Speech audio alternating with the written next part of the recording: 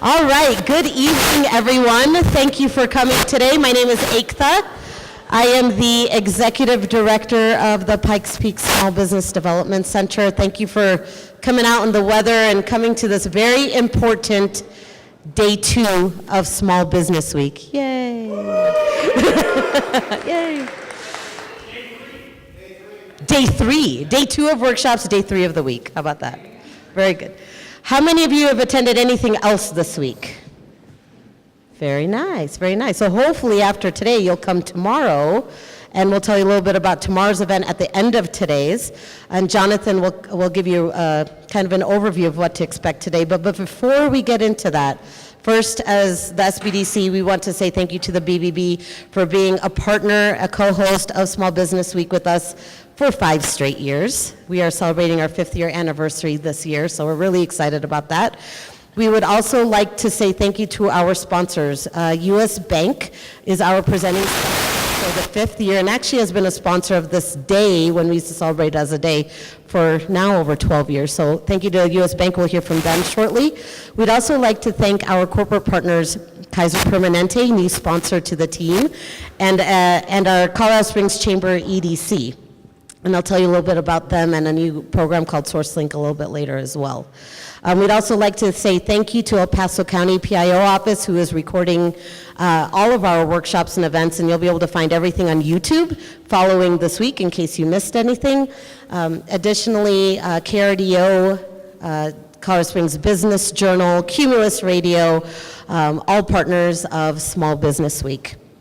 So with that, I'm actually going to pass the mic to Jonathan Liebert, CEO and Executive Director of the Better Business Bureau, to tell you a little bit about today's event.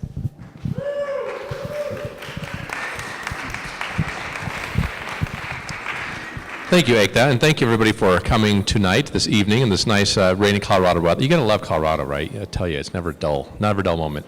And you are also not going to have a dull moment tonight, learning more about what is happening within the new administration and what does that mean for small businesses.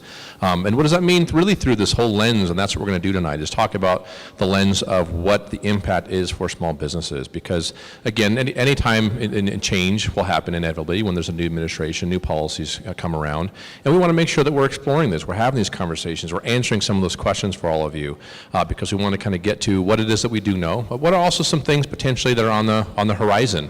So we have just a fantastic panel here today, just a great moderator tonight to really kind of get into some of these conversations and hopefully answer some questions that you may have about what the new policies, what the new lens of looking through these policies potentially with small business in mind, and what's that going to look like. So we're happy to have you here tonight with us. What I wanted to do as well is we have another fantastic host for this evening is Stockman Caston Bryan Company, and we have Marjorie Nolene, who is the marketing director, who's going to join us tonight. But we're happy to have her here. She's going to say a few words. But thank you for helping to put on this fantastic event. Marjorie, I'm going to turn it over to you for a few minutes. Thank you. Thank you, Jonathan.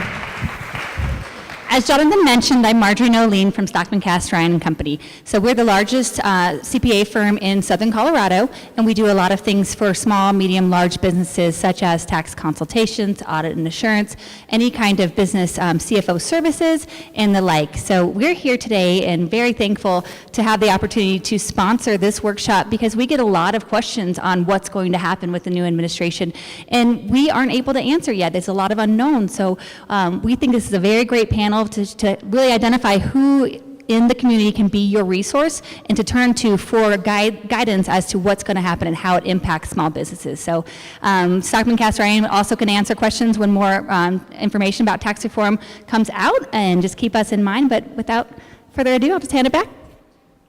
Thank you. Thank you, Marjorie. Next, I would like to introduce the main presenter for tonight and for the whole week, actually, is, again, as Ekta mentioned, is U.S. Bank. So I have the honor of introducing Mr. Tom Naughton, who is the regional president for U.S. Bank. Tom, would you come up and say a few words, please? Thank you. Jonathan, thanks very much. And I know I've seen many of you at the first couple of events. So this is day 3. And I know that many here in the room have been to all 3 of the events. I figured this would be one of the most well-attended event, given that we'll be serving alcoholic beverages tonight. So let's give a hand over here for our bartender. Did a very nice job. Listen, this is very timely. I'm not trying to steal the thunder from our panelists here, but I just received today, we do an annual survey of small businesses, and this is the 8th annual survey, and let me give you the parameters of that if I could. I don't want to misspeak. So this was a survey of 3,200 small businesses, small business owners within our 25-state footprint that was conducted in January and February of this year. The respondents all had less than $10 million in annual revenue, and over half of them had under $200,000. So, kind of your mom and pop businesses. And I just received this afternoon. I thought it might be timely to share with you. So this is the 8th year that we've done this. But times are good, and they're getting better, according to the survey. Although there are still clear challenges ahead, according to the survey, owners are seeing revenue growth, preparing for capital investments, and modestly adding to staff, even though 61% report difficulty in finding quality employees. And I guess we've heard that quite a bit in our markets, and why it's so important, obviously, in sourcing talent within our markets and our workforce development initiatives. So the owner's self-assessment, 80% of those surveyed describe their own business as strong, another historical high for the survey. In addition, 38% report higher revenues more than at any time during the past 8 years. So that all bodes pretty well. And I know our speakers are going to be talking, our panelists are going to be talking about this tonight, but the survey participants, with the 2016 elections behind us, 18% of small business owners feel that the economy is in an expansion. That's up from 9% a year ago. And owners expect the trend to continue, with 28% predicting the economy to be in an expansion by early 2018. And then finally, this year's survey for the first time asked owners to assess their personal satisfaction. 93% say they're satisfied with the balance between their work and personal lives. A little fewer than that, 85% are satisfied with their wealth and savings derived from their small businesses. And then a robust 96% of owners are satisfied with how their business improves the lives of others. So it's a very important sector. We're glad to be a participant in this week's activities, and thanks very much. We'll get on with the program tonight.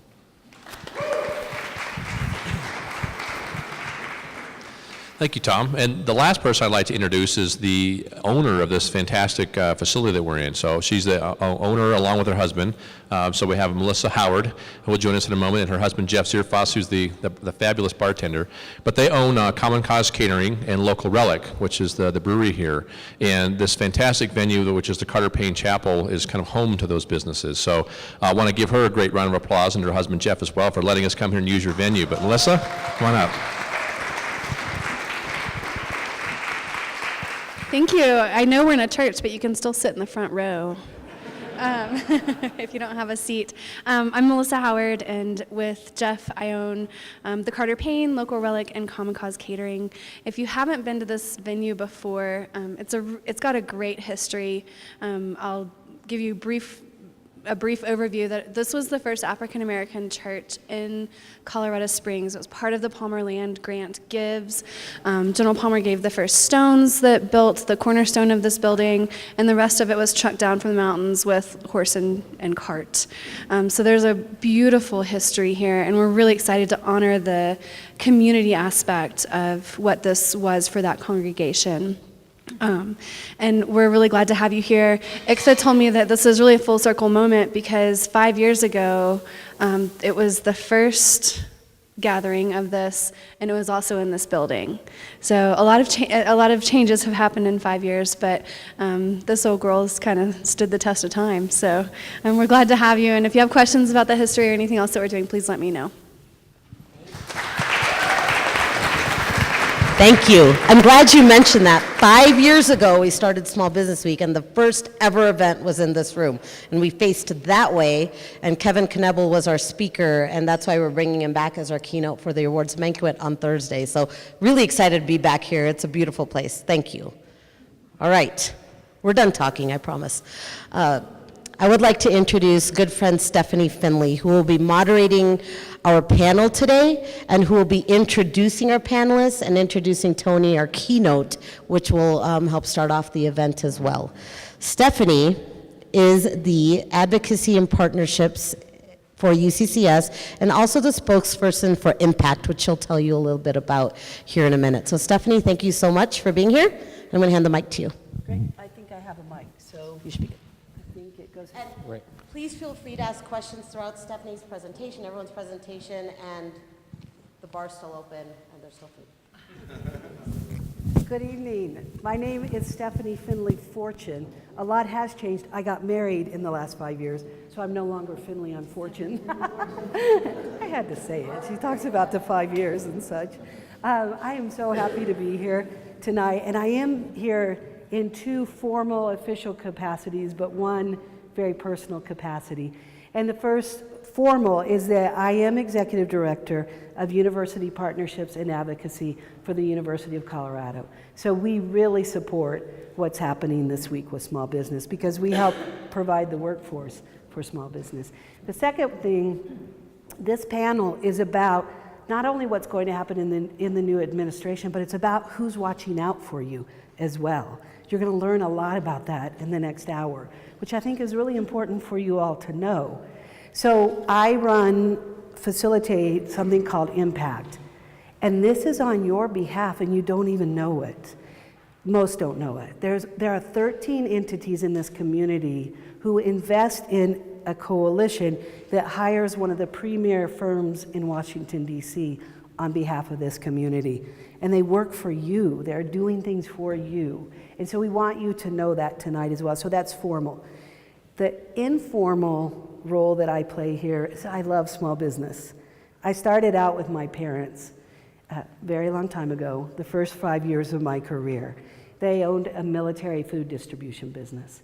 And so we would deliver food to the commissaries here. And I love small business because every day I'd watch my mom and dad work as hard as you're all working. And I get it. I get it, how tough it is to be a small business owner, but how gratifying it is to be a small business owner too.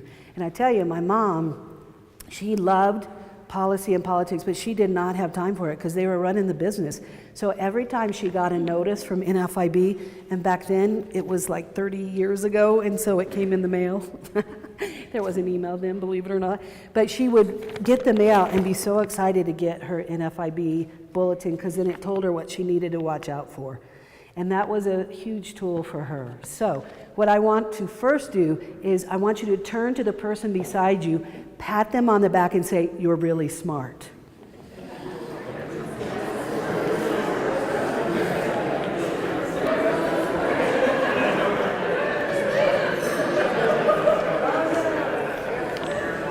So let me tell you why you're really smart. We'll do it right here. You're really smart. Good job. So you're all really smart for taking time to be here tonight. Sometimes it can be very, very painful to pay attention to what's going on in government, can't it? Sometimes it's scary, sometimes it's frustrating, sometimes it's annoying, but guess what? We're always going to have elected officials, we're always going to have policymakers and decision makers, so therefore we're always going to have policy. So you have to pay attention, you just do. So the fact that you're here tonight is amazing and wonderful and brilliant. Now I'm kind of mad at Jonathan and Egtha because I asked them to stay up here. I want you to all turn and stare at them right now. And stare at Egtha for not paying attention. There she is. I want you to look, yeah, probably you haven't eaten all day, have you? So, I want you to look at them through a different lens right now. Those two are your warriors. They are in the field talking about small business all the time. And they're out there really advocating for you and finding things that's going to be helpful to you as small business owners or operators. And so, will you please give them a great hand of approval? Very nice. Very nice. They deserve it because they really are just doing amazing things in this community and they're making us look really, really good. And I like that a lot. So thank you to the two of you. I can't help but mention Terry Zarsky. Yay. Terry, oh my gosh. Does this lady do great work at the Library for Small Business? If you don't know her and know what she does and what she has, go get her because she has amazing information. Okay? So, Again, part of what we're doing tonight is helping you understand who's looking out for you, what's going on, and hopefully give a little ray of sunshine, do you think, about what's going on, I hope. Because there are record numbers. You just talked about some great things happening, and there are great challenges to solve. So you might be able to help do that tonight. We want this to be very interactive and not just, let me report on what's going on in DC. Not that you three would ever sound like that, but we want it to be interactive. I'm going to give you my phone number because sometimes people don't like asking questions out loud. Sometimes they'd rather text me, and that makes it interactive too. So I'm going to give you my phone number. You can write it down, and if a question comes to you and you'd rather I ask it of them, then let me tell you, text it to me and I'll do that. So it's 719-216-4148. And it's actually kind of fun because then you can ask anything and nobody knows it's you.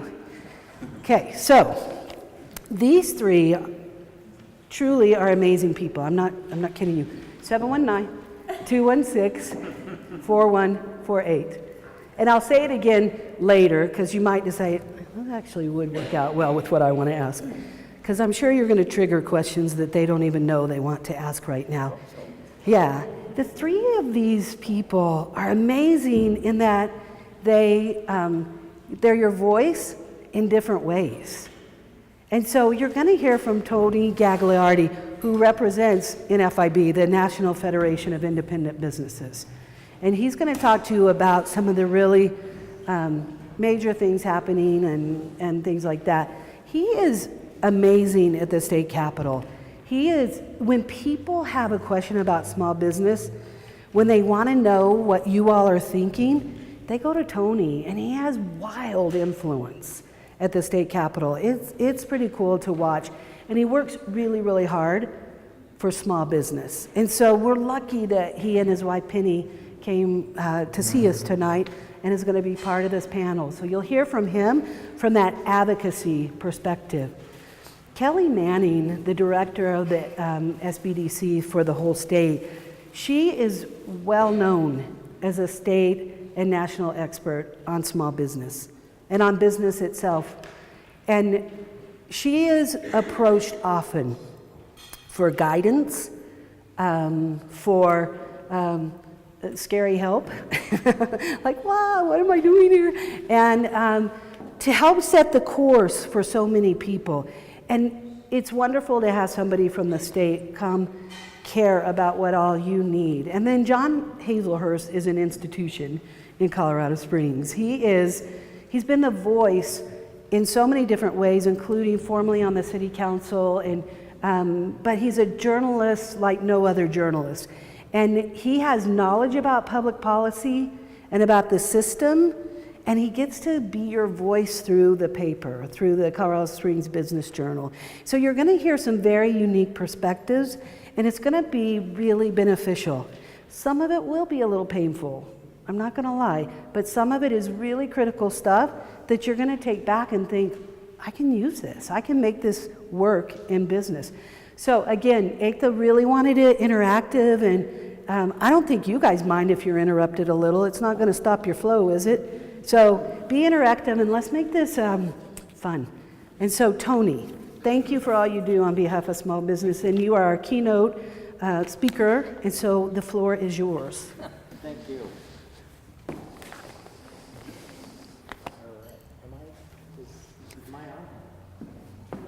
Okay. All right, well, Stephanie, thank you for that introduction.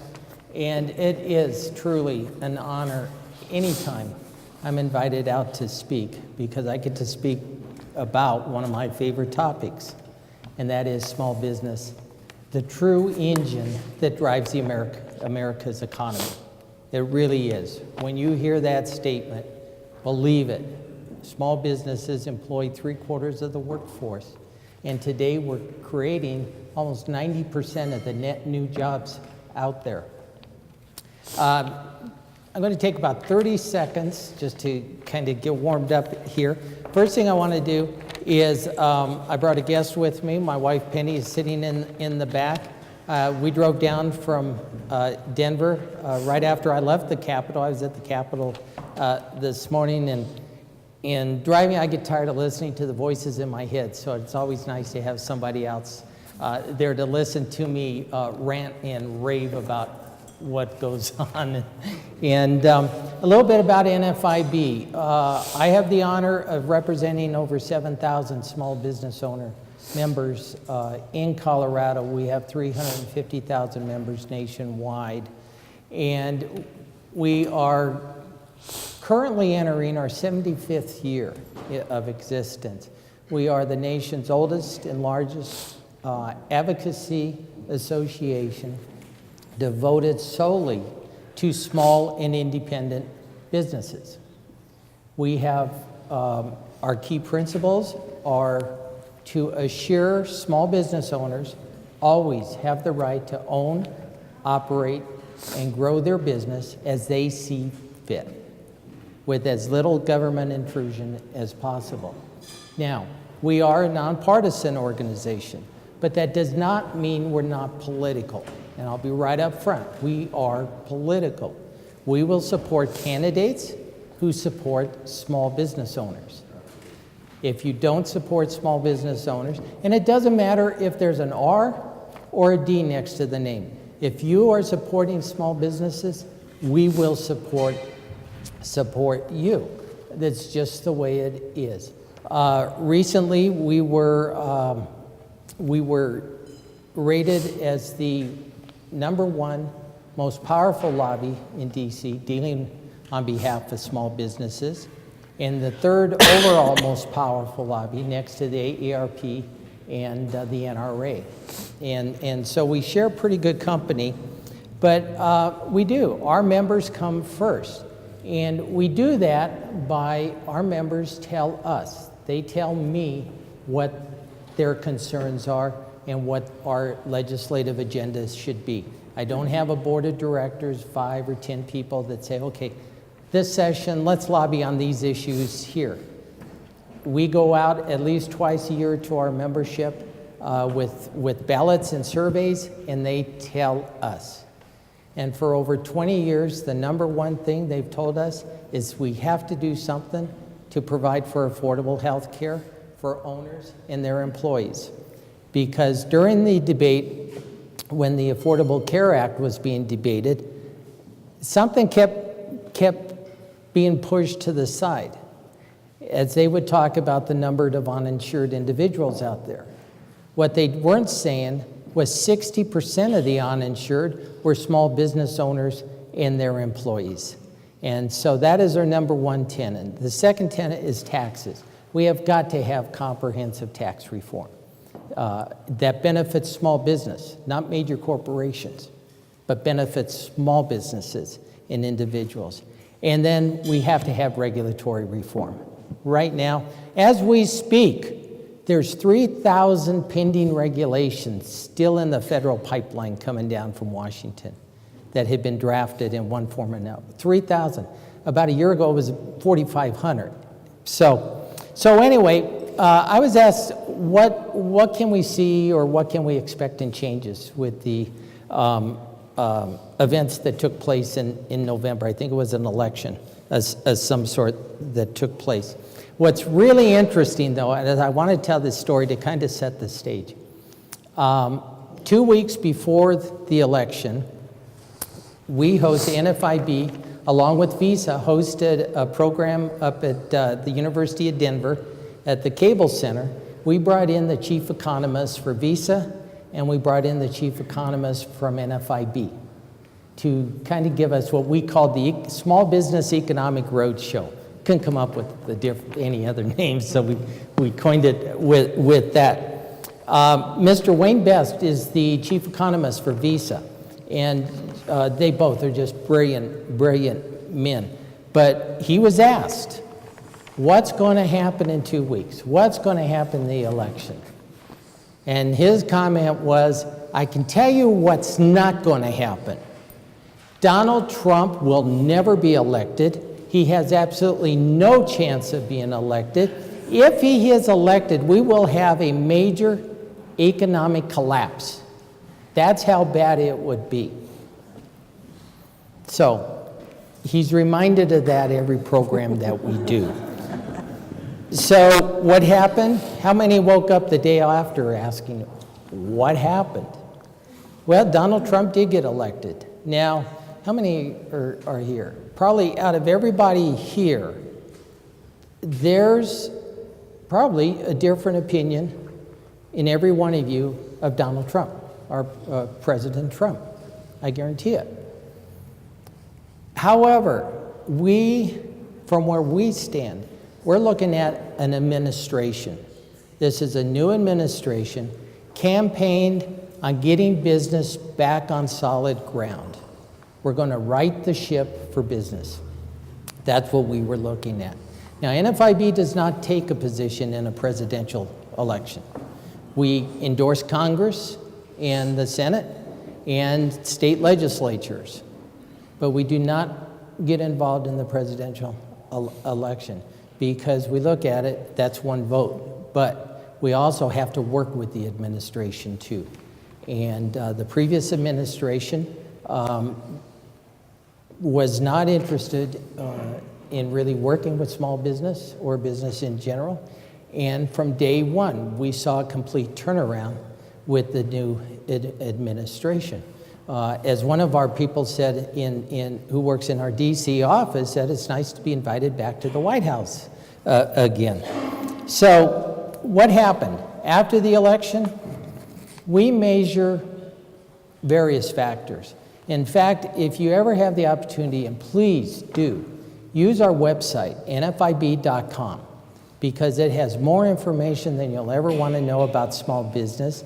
We have probably one of the deepest research foundations of all business associations. And it's whether you're a member or not. Love to have you be a member, but even if you're not, feel free to use the information because information gives you power. Information helps make you a success. Without information, we're all treading water. So use that. Right after, and please, if I start getting a little nerdy or sounding a little nerdy, stop me and ask me a question or something, because I do have notes, because if I didn't have notes, your caterer would be providing breakfast in the morning, because I just go on and on and on. But our optimism index, that's what is the small business owner on Main Street feeling at that moment that we took that survey, that they opened up that survey, skyrocketed. Hit the highest levels it's hit since 2007, before the recession, almost overnight.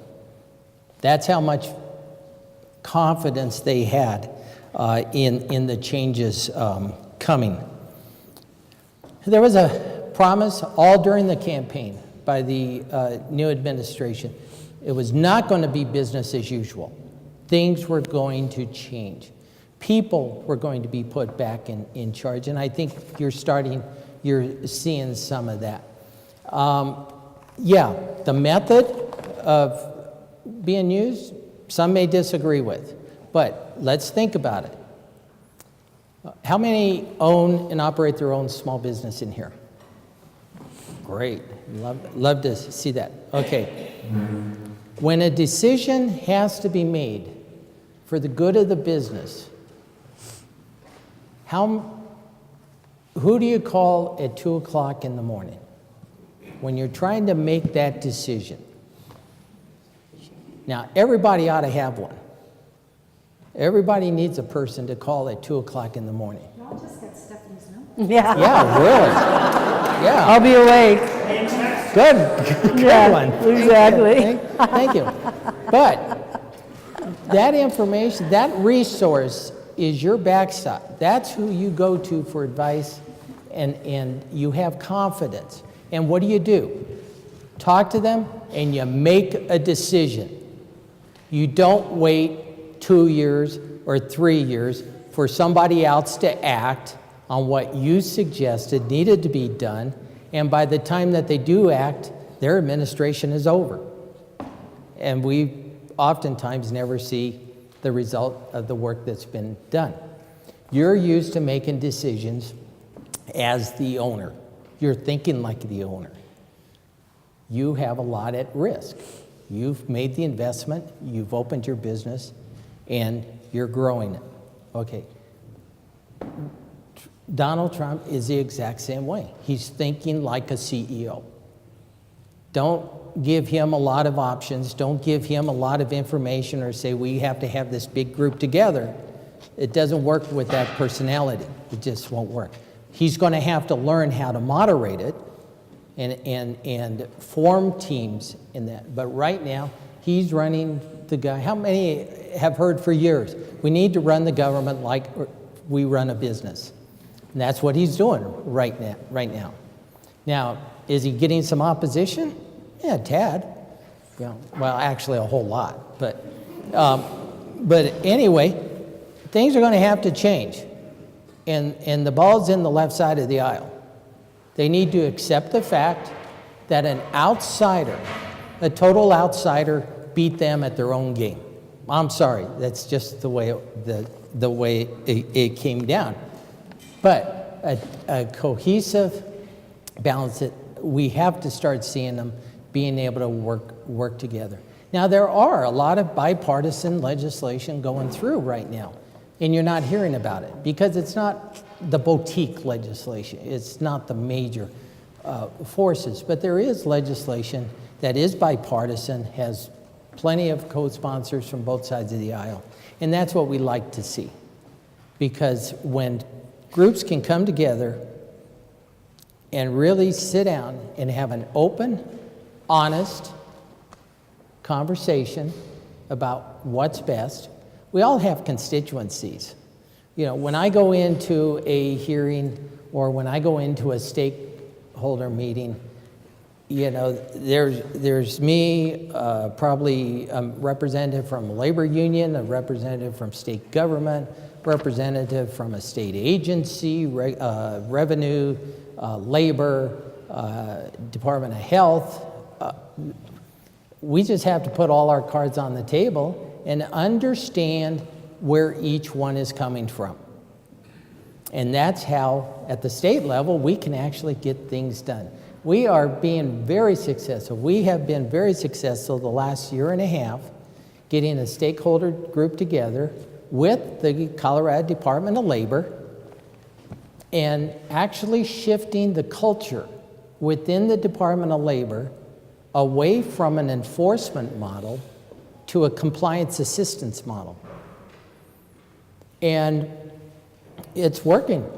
It's working because we get together, we know we have differences, but we don't leave until those are resolved, or we know exactly what's going to need to happen to get it through. So like I said, optimism, going back to the beginning, that's why I use notes to kind of keep me on track.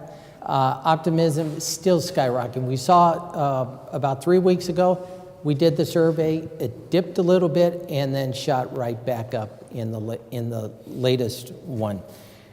Healthcare.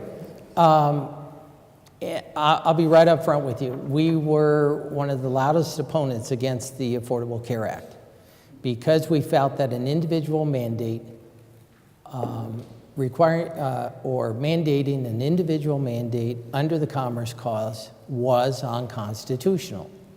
And NFIB did join the 26 other attorney generals in the federal lawsuit. In fact, the Supreme Court case is NFIB versus Sebelius. And our members expected us to. Our members voted by over 90% that they expected us to join that lawsuit. They wanted something done. It was not the answer. And so we did. Now, the whole Affordable Care Act, the whole thing was not bad. There were some good points in it. The portability, the guaranteed issue, but you can't, it's been 25 years getting to the point we are with our health care coverage, and I emphasize coverage because it still is not addressing health care. We're addressing coverage. It took us 25 years to get there, and for the previous administration to think they were going to solve the problem overnight with 2,200 pages of legislation just wasn't going to get it. Likewise, the replacement plan wasn't going to get it also. Needed serious work, and we told the administration it was not doing what we needed to. For small business owners, if government wants to expand coverage, they need to help us with cost. It's just the way it's got to work. They want more people covered. They need to help us with cost. One of the things that we ask for is, as a small business owner, if you provide coverage to your employees, there's a tax benefit there for you. Now, if you're an individual and you decide, you know what, my company coverage really, it's good, but it's a little expensive and it's loaded up with a lot of things I don't need, I prefer to go to the individual market. We believe that if you purchase your coverage in the individual market, you should be entitled to the exact same tax treatment that your employer gets for providing the coverage to you, and that is tax credits and before tax dollars. It's the way it should work. Association health plans. Colorado, we actually were cleared for association health plan. Am I running out of time? See, and I only got to here on my notes. I know, but we're going to talk to you. See what I mean? We're going to talk to you a little bit more throughout the panel, so you'll get to use your great information. Let me just wrap this piece up. Now, where was I? The train left the state. Association. We actually had association health plans about 15 years ago in Colorado, and at that time, the Commissioner of Insurance, Jack Venus, had read a bulletin that came out from the National Insurance Commissioners Association. There's a specific title for it, that said they were bad, that they were risky, and they could backfire. And he banned them. Said, no more. You cannot have these association health plans anymore. What we want to do is encourage the administration to allow us as business owners, through groups, through trade associations, through chambers, to band together for the purpose of increasing your purchasing power. So with that, I will stop there, and please use the question and answer, the panel discussion, to help fill in. So thank you very much. And again, it is an absolute pleasure to be here with you all tonight. Thank you. So we have our first question that came through text, and I'll invite any of you to answer who has a perspective that would be helpful to know. Somebody asked, why don't more small business people run for office? How can we create an atmosphere where more people would like to serve so they can be a voice for small business? I'd love to answer that question. Oh, good. Please, Kelly. Can you guys hear me? Okay. Do you know what hell you go through to run for office? Has anybody actually had a friend or a family that ran for office? Mm-hmm. It's horrific. Now, what I would say... That's not helping, Kelly. What I will say is that although how horrific it is and all that you go through the ringer, if we're not part of the solution, we're part of the problem. So if we want to make a difference and we want to step up to the plate, I would say please make sure you have your business well established before you do that, because you're going to be taking a lot of your time to be out speaking and to be running for that, and don't let your business suffer unless you're planning on having family or friends or whatever it might be to be able to take over. So again, I do believe that if we can promote to try to get more youth that's into leadership roles that actually will then run for office, we have a good head start on that, because we need new perspective on everything, and everything is always about millennials, right? So if we can convince some of these millennials, some of you are in here today, you know who I'm talking about, if we can convince some of those millennials to really look at the broad, big vision And in my part, it's how do we help small businesses? Tony talks a little bit about that. It's really, really important for us to go into that knowing that the real economic engine is small business of America, and how can we help those businesses? So again, if we're not part of the solution, we're part of the problem, so. Can I take a quick, just real quick? No, I don't need. I get calls from our members, some of our members, from time to time. Started 4 years ago. One of our members with a company out in Aurora called me, and I preach about that topic constantly when I go out. You know, we need small business owners, people who have actually signed the front side of a paycheck. Amazing how their thinking is so much different when they get in the legislature. Or understand a budget. Or understand a budget. And he called me up and he said, does NFIB get involved in elections? I said, yeah, we do. He said, well, I've heard you enough times now say we really need small business owners to run for office. I want to run for office, and would NFIB support me? After I picked myself up off the floor, I said, absolutely. We'd bring you in for an interview. We'd ask about your campaign. Is it organized? How was your business going to operate in your absence?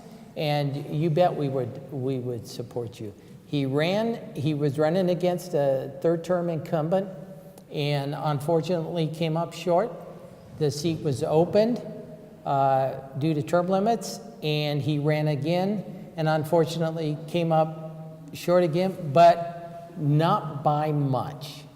And I think he's got the enthusiasm, but you know, our political climate right now has done a lot to keep small business, and in all honesty, because I know some business owners who would be tremendous candidates, and they say, not on your life, not with what goes on and what I would have to go through or my family. So John, I know you're going to answer, but I also want you to answer from the media's perspective, because sometimes people don't run because of the media scrutiny, and they're afraid that they might have done something when they were 12 and it's going to get out and they're going to be in big trouble. So would you talk about it from that perspective too? Well, I guess, you know, obviously we look upon politicians the way coyotes look upon cats. It's like chocolate mousse. We'd like to make a meal of them. But more seriously, I do have some personal experience in that field. I decided that I should run for office because I was brilliant and knew everything and ran my own small business, which wasn't very successful, but so what? You know, I had ego, which is the main ingredient for a politician. First time I ran for school board and I was trounced. Didn't like that much. And so I thought, well, I'll get involved in city government. I wanted to be on the park board. There were 7 vacancies and 8 applicants. I didn't make it. So then I was really mad.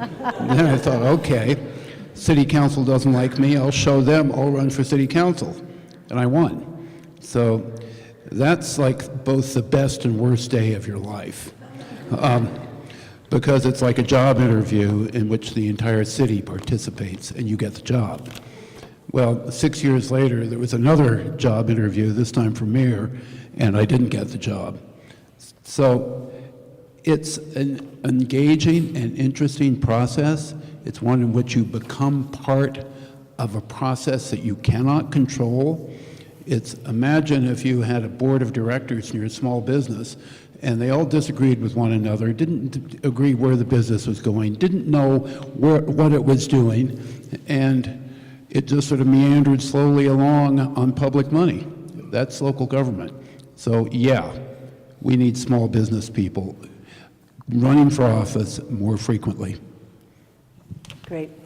So for the three of you, your perspective, why should this group care about issues like transportation and stormwater, things like that? Why does it matter to small business? I can't stress the importance enough to know, because in Colorado we have a 120-day legislative session, and there we will in a normal session see 700 to 750 pieces of legislation, and a good many of those pieces affect the way you do business. They affect the way you deal with your employees. They affect the way you deal with the public, whether you know it or not. These pieces of legislation are coming through every day. You have to be paying attention. You have to have some place to go for the information to keep it tuned, because it does give you a leg up. It does give you a leg up. So you're talking about transportation legislation Globally, or just? Just transportation as a whole, state transportation. Okay. So for small business owners, transportation-related issues or availability, I'll just say, is key, because it's about a pipeline.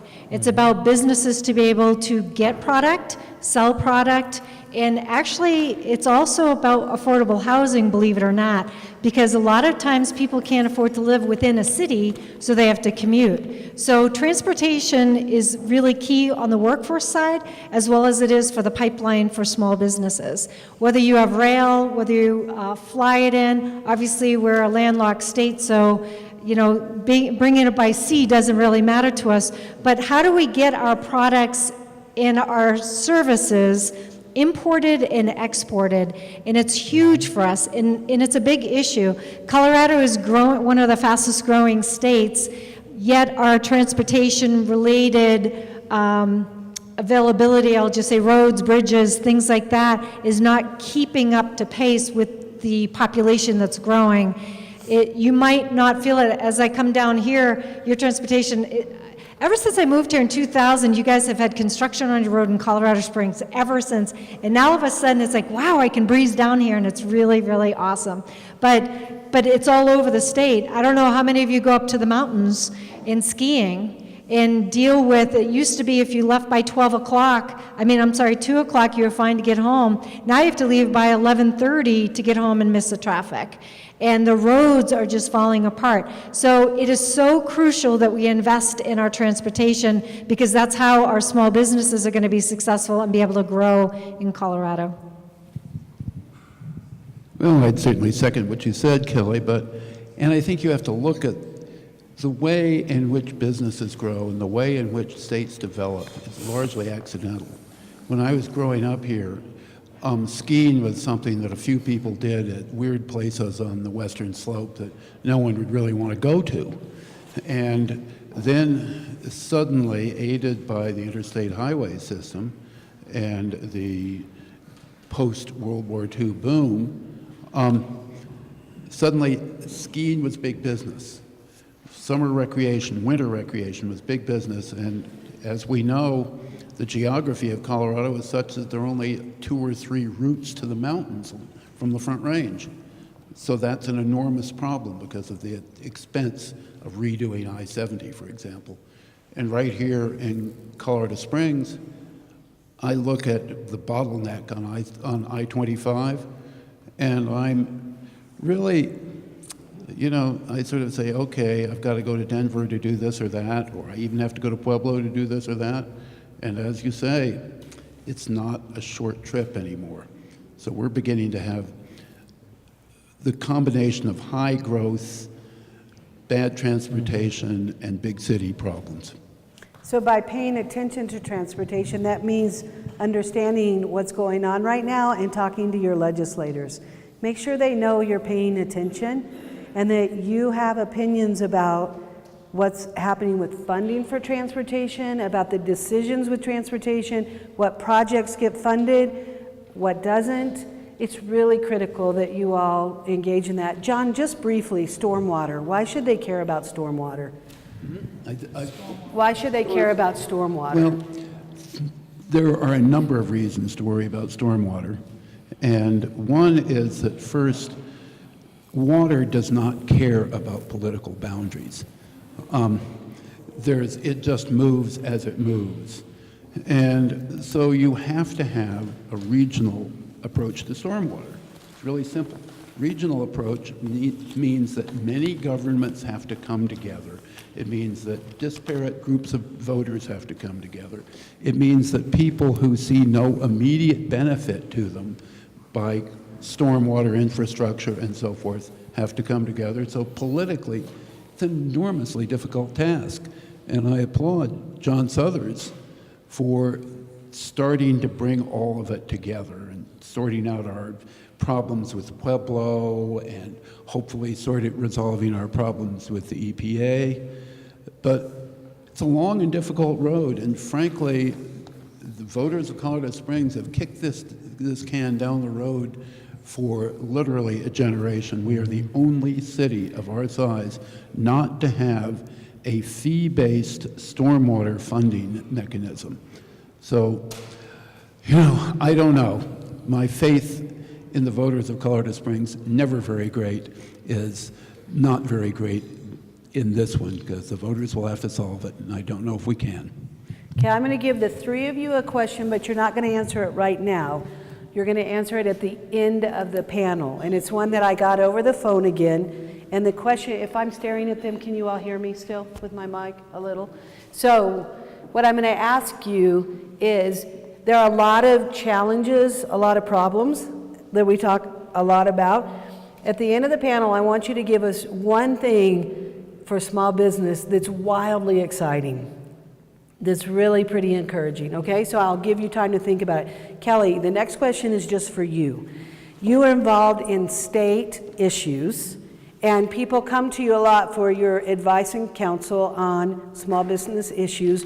What are some things happening at the state level right now that would be helpful for this group to know? Are you talking legislation? Legislation. So there's a couple things that came down this year.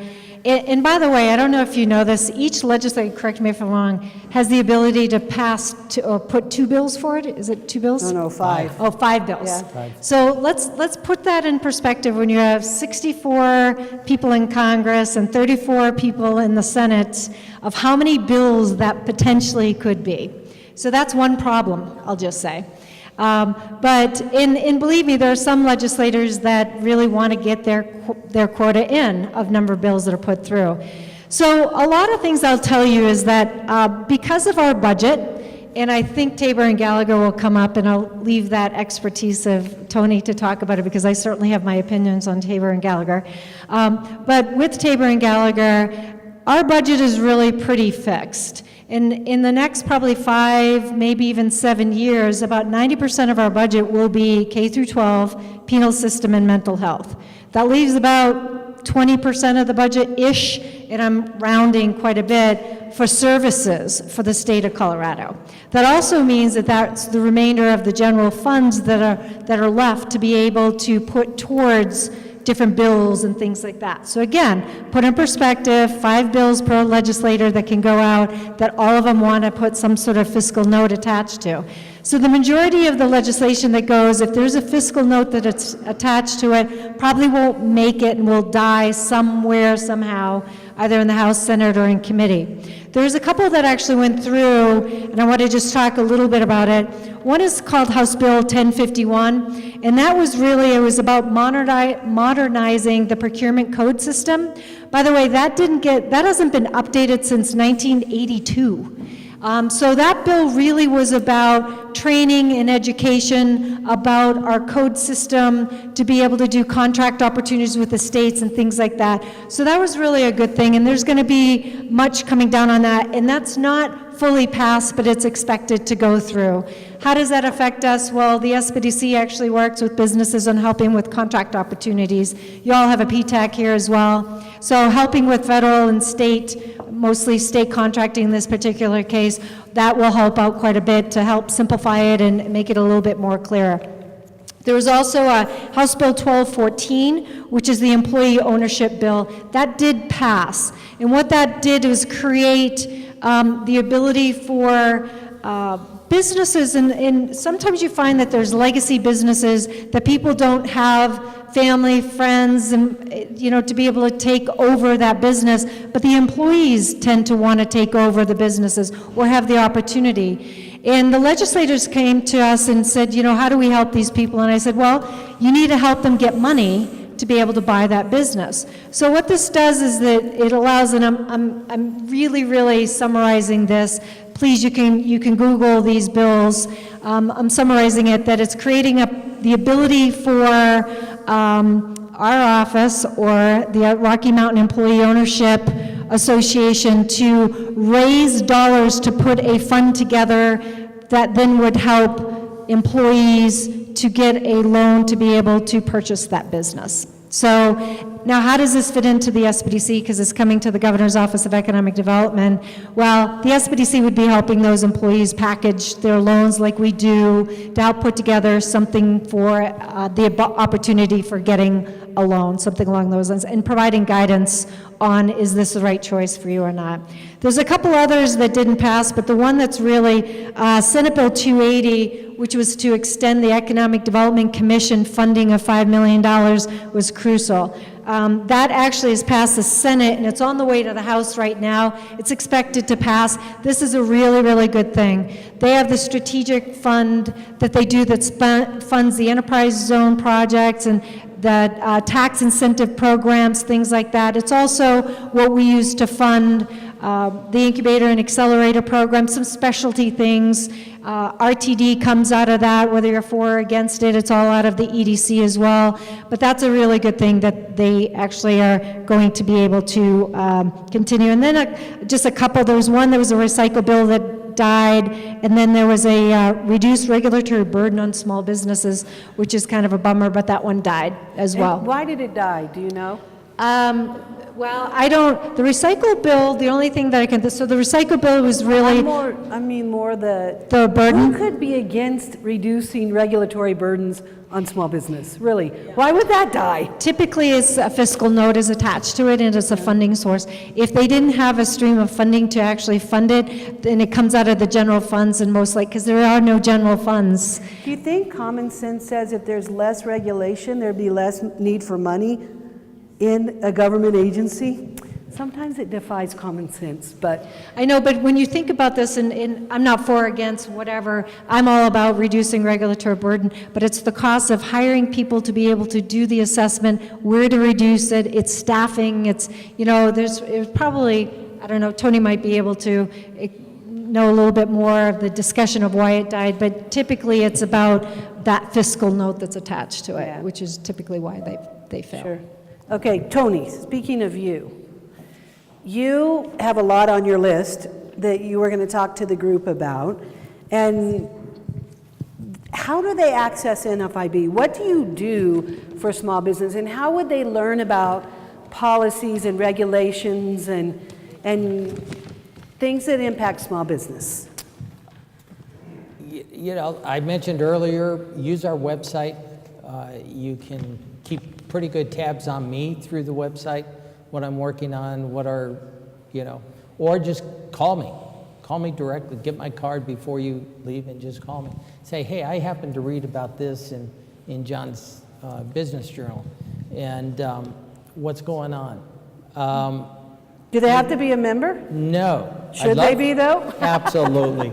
Every person in this room should be a member. I'd love to have you all join, but more than anything is we need activists. We need small business people to really talk to their elected officials. How many have actually invited either your state representative or your state senator to your business and give them a tour or sit them down over a cup of coffee and explain what you do? How many have done that? And it's not that scary to do, is it? It isn't. And I will even help do that for you, because what happens, they make decisions based on information they get from people they know and people they trust.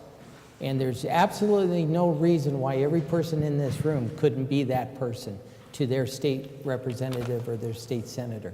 You have a powerful voice. Having worked for Absolutely. several elected officials myself throughout my career, when a small business owner or operator called us, it had big impact. So know that you have a very strong voice and utilize people here to have that voice heard. John, So, you deal a lot in reporting on macro and micro issues.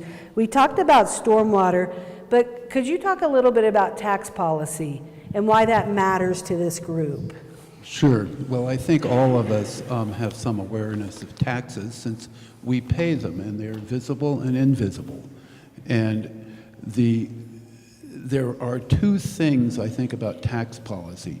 Is that first, as we know, anyone who has ever filed a tax return, and I imagine that probably means almost everyone here unless we have some really amazing tax cheats in the audience, but we know how complex they are. We know how difficult it is to figure out how you minimize your tax liability, because that's important when you start looking at the federal level.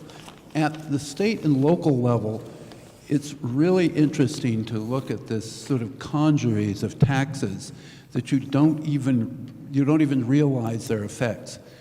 And the effects of tax-funded public policy are really interesting. Sitting right here in this room, I can point out the windows to two effects. One right down there, oh, excuse me, I don't think I need this microphone that much, but probably. Right down there, there's a fiveplex that Jenny Elliott built. It's almost finished. It's on a funny little piece of ground, and Jenny was sort of the pioneer in building new downtown apartments. And she encountered this regulatory thicket. And one of the things in the regulatory thicket had to do with paying park fees and school fees, which every developer of property must do. Well, those park and school fees were designed to help fund park construction in suburban Colorado Springs, not for downtown. There isn't any more space to develop parks downtown. City Council wouldn't do anything about it. They said, well, we have to have a 2-year study. Jenny was terribly frustrated by that. She eventually got it put together, but it was really a case of having inappropriate taxes that stopped a simple and small development, which would have been easy in a greenfield. So that's one example. I guess another example is hidden taxation that you're not even aware of. I suggest that everybody look at their tax statement. And you will see, for example, I'm writing about it this week, a small property tax dedicated to the Southeastern Colorado Water Conservancy District. Well, that particular little tax, which doesn't seem like much, but it's still a tax and it's still money that comes out of your property tax, or the person whose property tax you're indirectly paying because your business occupies that building.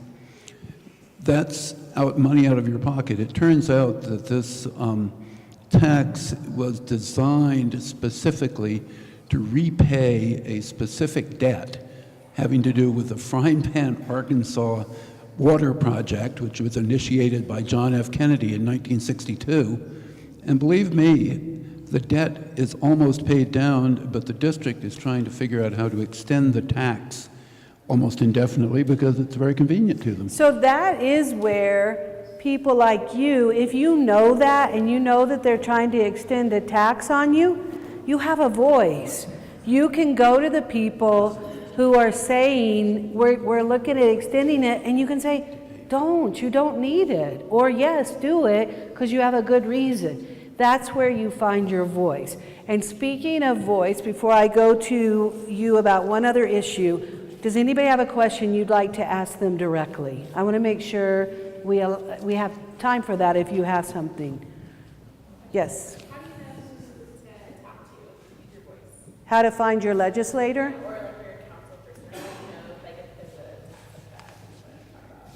Well, first of all, to find your legislator, it's so much simpler now than it's ever been before. You can just Google, find my legislator, and then type in your address, and it tells you who to contact.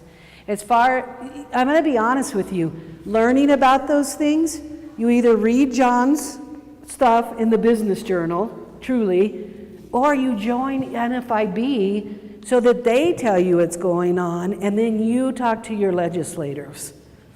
Yes. Yes, hi. I'd like to ask you, I'm Cindy Gillis from GCS. You had made reference to a few initiatives that were pending or that you were working on. But could you explain anything more in depth that would affect us locally? Sure. Right now, a couple things. Last session, do you deal in sales tax? Do you collect sales tax? Okay. This session, business personal property tax. Do you have equipment that you use in your business that you have to file business personal property tax?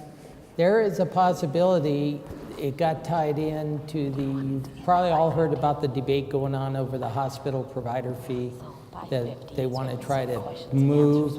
Well, part of the bargain or the deal making now, in order to make the changes that they want to the hospital provider fee, they're including a $27,000 exemption if you have business personal property tax due.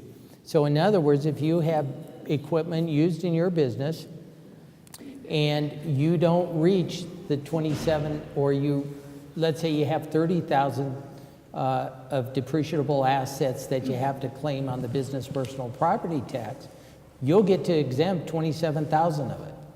And that goes on, and that's part of a deal making to get this hospital provider fee passed, because they think there's excess dollars there that could be siphoned off for transportation. So they want to get it passed, and basically legislators are cutting a deal with each other, trying to get that done.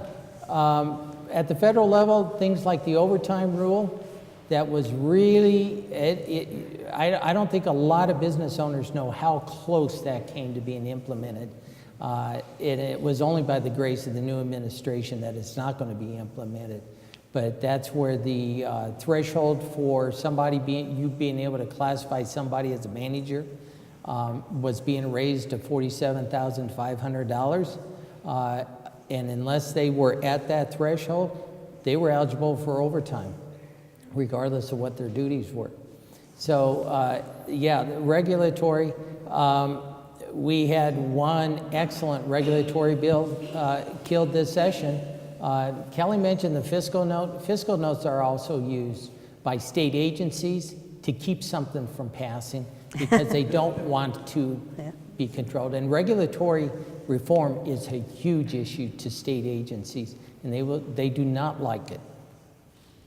So we're gonna have them answer one more question and then talk about what's something great that's gonna happen. But you all are gonna end the panel tonight. I want you to think about a story you can tell these influencers about your business that is in relation to regulation or the government or taxes or something that happened to you in trying to set it up. I want you to give, one or two of you, to give us a story that's helpful for them to know about your own plight in running or running a small business, okay? Would you think about that, and you'll be our last words to our influencers. Who's going to explain Gallagher to this group? I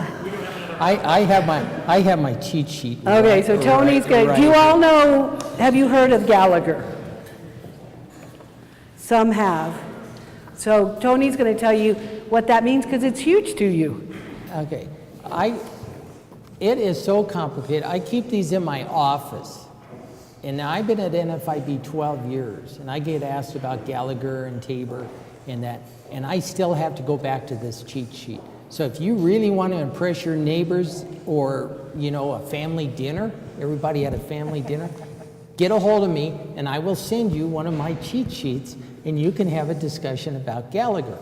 What Gallagher is how many, when local municipalities say, well, we want this bond issue or we want this mill levy increase, but, you know, it's small. It only means maybe $100 or $112 to a $150,000 home. Everybody said, that's not a lot. Because of Gallagher, if you own commercial property, that could have upwards of a $10,000 to $15,000 impact on that piece of commercial property. I had a member who was in a building for 75 years over in the Triangle, right off I-25 in what's called the Lowhigh District. It was a bookbinding company. And the values over there, because of the lofts going up and the rental properties, the apartments being built, that kept increasing the property values. Well, because of Gallagher, they got their assessment about 5 years ago, and their property taxes had now exceeded over $100,000. They had to move. They had to sell the property and move to a location that was lower. Now, and I mean this in all honesty and with all due respect, but residential property owners, since 1982, when the Gallagher Amendment was passed, have yet to pay their fair share of property taxes. Because of Gallagher, you have a 45-55 split that always has to be maintained. So if residential property values, everybody's getting their assessments now, and I'm getting phone calls, geez, my property, assessed at this much. So they can't go above 45%, so it actually ratchets down. But commercial property owners get to pay that excess. The Gallagher Amendment is probably the largest impediment to companies wanting to expand or relocate and build bigger facilities or move to Colorado. Gallagher Amendment, and it's embedded in our Constitution. Because of our initiative process, our entire fiscal policy is embedded in our Constitution, and it can't be changed. So you all are probably like, well, why tell us? If we can't change it, this is depressing. Stop telling us about it. I'll tell you why it's important that you know. You've got to stop things like this from happening in the future. I was at the legislature about 25 years ago when Dennis Gallagher, a Democrat senator out of Denver, pushed this legislation. And they have tried to change it many times on behalf of business, and they haven't been able to change it. They've gone to the voters, they've tried through the legislature, they can't change it. But that's why you have to stay on top of this stuff, so that you can stop something like that from happening to business in the future. Wouldn't you agree? And just to add to that, that person that passed it here in Colorado tried to pass it in California before he came here, and even California didn't pass it. And he came to Which is Colorado. shocking. I know, shocking. And Colorado passed it. Yeah. But there's added to that where government can't grow any faster than 3% of private sector. That sounds really good. It's a way of keeping government small. And maybe some of you heard about debrucing, or is that what they call it, debrucing? Mm-hmm. They were trying to debruce because he was the one that passed. But that sounds really great to keep government small, and in good times that's really great. But in bad times, after 9/11 and after 2004 and then 2008, we lost a lot of funding, and then we weren't, I say we, state government's not allowed to grow any faster than 3% of private sector. So we're like 15 years behind on services of what we should be providing today. And then there's that little added advantage of, if there's any surplus in the state government, it's mandatory to go back to the people. It is that is part of our Constitution as well. And again, that sounds really good in theory, but you all might get a check for $10, but we have no money for roads and bridges. We have no money for K through 12. What is the first thing that gets? Higher education, sorry. Well, I was going to hit that. Where's the first place that gets cut? Higher ed. Higher ed gets cut because it's not protected. K through 12 is protected and required to grow every year by a certain percentage. So there's all sorts of, it's all sort of muddled up, and it's brown water that we're dealing with here in Colorado that's actually stopping us from being successful. And don't you think, too, that if we budgeted for values, we would probably budget more for education, whether it's K through 12 or higher ed, because that's the proactive, positive side of things. Instead, we're funding prisons. Does that make sense? Not to many, I don't think. Go ahead, John. Well, And then we're going to get to your 90-second what's great for small business. Oh, okay, 90-second, what good thing is happening to small business? Yes, yes. I'll tell you what's happening. Right now, Oh, it's good. what's happening. We have a boom. We have the boom we have waited for so long. I got so sick of writing, oh, everything's bad, oh, blah, blah, blah, foreclosures are up. And now it's not. And folks, you know, somehow Providence has given us a great economy. Let us not waste it. Here, here. Good job, John. Okay, 90 seconds, Kelly. So what's great that's going on right now is AICVA is your representative to serve you all. Oh, yay. Let's give it a hand. Now, what you guys have going on here is a huge collaboration. I was just down here at a meeting a couple weeks ago, and they said that Colorado Springs doesn't collaborate. I'm like, where have you been? Yeah. I've seen nothing but positive attitude and everybody coming together down here. And I travel the entire state, and I travel through other states as well and review other programs. And you guys are really, really fortunate. I am very positive about the future. It appears that our budget with the SBDC is not only not going to get cut, but we might see a little bump in that, and that's huge on the federal government side of that, because that shows that this administration is very proactive on helping small business. Now, we want to stay proactive, not reactive, and making sure we hear from you all of what you guys need, so we can stay on the cuff of what you all need and how we can help you. But I will say what's really cool and that's going on right now is the energy, the positive nature that everybody has, and we're seeing more starts than we've ever seen before because of that. And I know that the survey was talked about from the banks about how everybody's got a positive attitude. It really, really is true, and we have a lot of resources to help you. I always like to say, look at your spouse, look at your significant other, look at your family members, and thank them for supporting you as an entrepreneur and a small business owner, because we need people to help us, and we need the support of family and friends, and you also have the support of the resources that are in this room today. So you guys are very, very blessed being down here. Okay, 90 seconds, Tony. 90 seconds, I have a couple, actually. First of all, the tools that Colorado small businesses have available. The SBDC, it's just invaluable. You've got your workforce and your one-stop centers. You can't believe these people can actually be your HR departments. I refer to them as HR for the small business owner. Anybody hear of the Regulatory Flexibility Act? Probably not. It was passed back in 1980 by the federal government.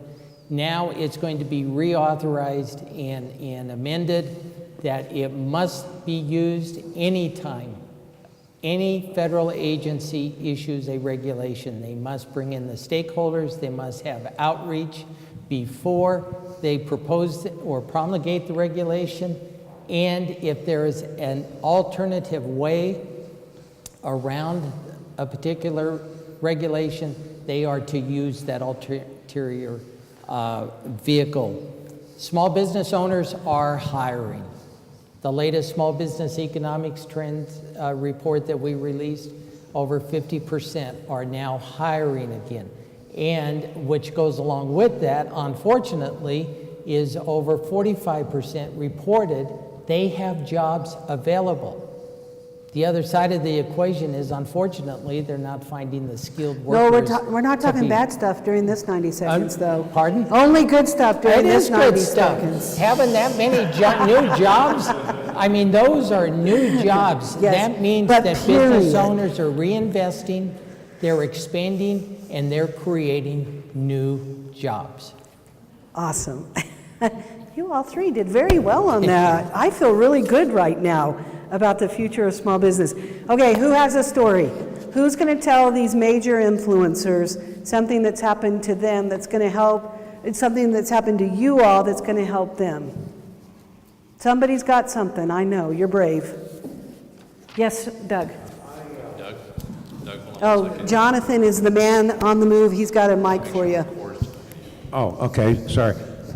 This didn't happen to me, but about 6 years ago, the Denver Post profiled a story on how the State Department was a wide open door when it came to protecting our personal business information. The fellow that was profiled in the article said that he had more password protection with his fantasy football than he had with the State Department. And I guess when I look around at business owners, we're worried about manufacturing, we're worried about hiring employees, paying good salary for their families, contributing back to the community, but one hastily signed contract could ruin the business, or somebody going into the State Department with my name, my information for $10 and change that. And they even went so far as to do that with Dun & Bradstreet. How can we guarantee as small businesses that we're not going to be we're not going to be torn asunder because of bad safeguards at the state level with our personal information?